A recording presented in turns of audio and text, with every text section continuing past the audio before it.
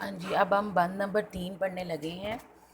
بند number 3 ہے، جب کہ طوفان کا ہو سناٹا، سخت آندھیوں کا چلے جھونکا، جڑ سے پیڑوں کو دے اکھیڑ ہوا، میرے دل میں نہ خوف ہو اصلاح، کیونکہ میرا خدا ہے میرے ساتھ۔ اب سب سے پہلے ہم مشکل الفاظ کے معنی لکھیں گے۔ مشکل الفاظ ہیں، پہلے لائن کا آخری لفظ ہے سناٹا یعنی مکمل خاموشی۔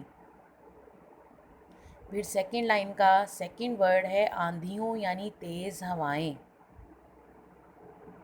ٹھیک ہے۔ پھر ہے جھونکا، جھونکے کا مطلب ہے ہوا کی لہر، جھونکا یعنی ہوا کی لہر یعنی تیز ہوا کا چلنا۔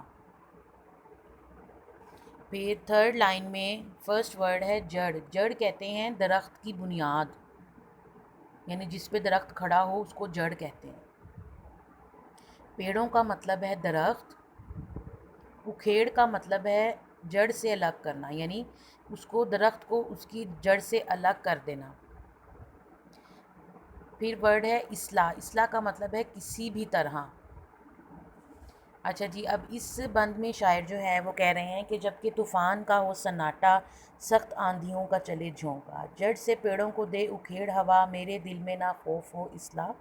کیونکہ میرا خدا ہے میرے ساتھ۔ اب شاعر جو ہیں اس نے، جیسا کہ آپ نے بھی دیکھا ہوگا کہ پہلے شعر میں شاعر نے دن رات کی مثال دی ہے،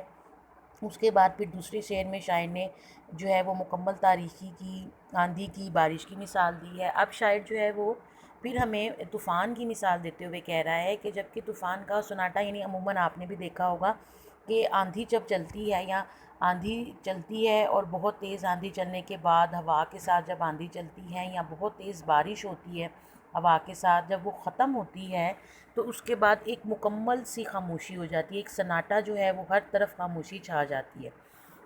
تو شاعر بھی یہی کہہ رہا ہے کہ اگر کہیں بہت زیادہ طوفان چل رہا ہو اور بہت زیادہ تیز آندھی آئی ہو، ہواؤں کا جھونکا یعنی آندھی میں ہوا اتنی تیز ہو کہ وہ اپنے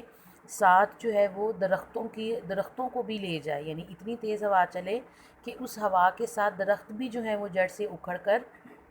گر جائیں، تو اس صورت میں بھی شاعر جو ہے وہ کہتا ہے مجھے بالکل ڈر خوف نہیں لگتا، کیونکہ مجھے میرا ایمان ہے، میرا یہ پختہ ایمان ہے کہ میرے ساتھ اللہ تعالیٰ کی ذات ہر وقت موجود ہے۔ اسی لیے شاعر یہ کہتا ہے کہ چاہے طوفان ہو، طوفان کے بعد مکمل خاموشی ہو، یا طوفان کے دوران ہی تیز ہوائیں چلیں اور ایسی ہوائیں چلیں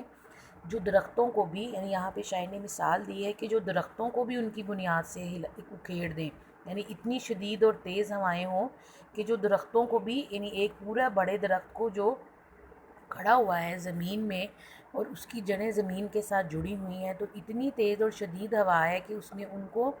ان جڑوں کو زمین سے ہی نکال دیا ہے اور اپنے ساتھ لے گئی ہیں۔ تو اس طوفان کے جو یہ طوفان کا سارا حال ہے، اس میں بھی شاعر اللہ تعالیٰ کی ذات پاک کو اپنے پاس ہر وقت موجود محسوس کرتا ہے، کیونکہ اس کا ایمان ہے کہ وہ کہیں بھی چلا جائے، کسی بھی حالات میں ہو، اس کے پاس اللہ تعالیٰ کی ذات پاک ہر وقت موجود رہتی ہے۔